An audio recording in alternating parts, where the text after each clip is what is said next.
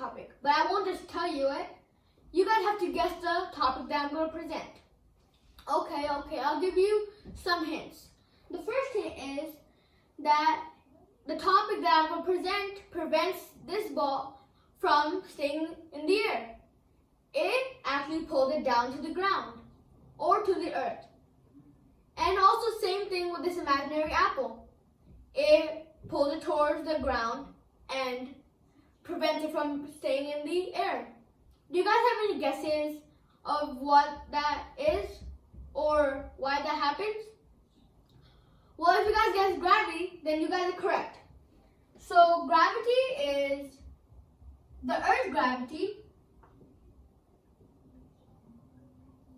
is a force that pulls. I'll make that a little bigger so you guys can actually see it and visualize it. Pulls it inwards to the center. Anything that's on the surface will get pulled to the center. But since there is the ground underneath us, it is preventing that from happening.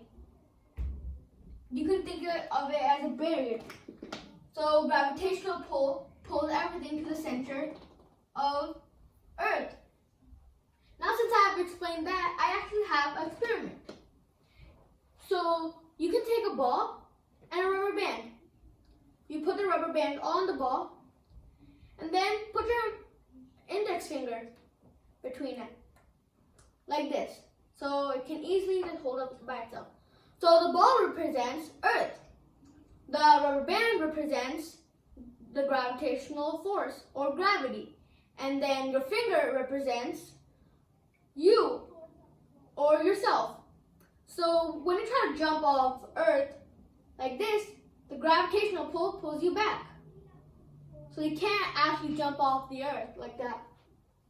So now, since I've explained that, I'll explain who discovered gravity. Well, gravity was discovered by a man named Newton.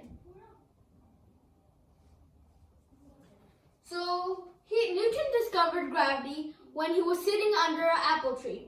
He was reading a book, but suddenly an apple fell on his head. He thought, why didn't the apple fall on the clouds? Or why didn't the apple fall left or right of him? Well, he asked his friends and family the question, but none gave him a valid reason. So then he started reading books and asking professors, and he finally got the answer. He actually made a statement about it.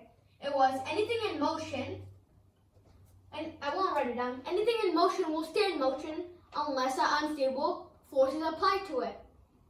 So, for example, if here's a rock, I'll label that R, is thrown by someone across. So it will obviously go across. But here comes the part. Here comes the gravity's part. Since gravity is an unstable force, it pulls it down to the surface. Right there. But you won't see these lines appearing in the middle of nowhere. Instead, it will go like this. The rock, again I'll label it R, will go in this way. You won't see these lines again, but these lines are just to represent how the rock will go. So now, since I've explained who discovered it and what gravity is, let me explain what would happen if there was no gravity. Well, it is safe to say that there would be no human life. It would be hard to see human life. Because if there was no gravity, even a little touch to a human will make it go fly into the deep dark space. So you won't see humans interacting that much either. And also, the water and the atmosphere will also float up to the deep dark space, and humans won't survive for long.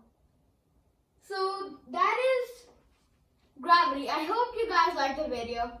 Bye.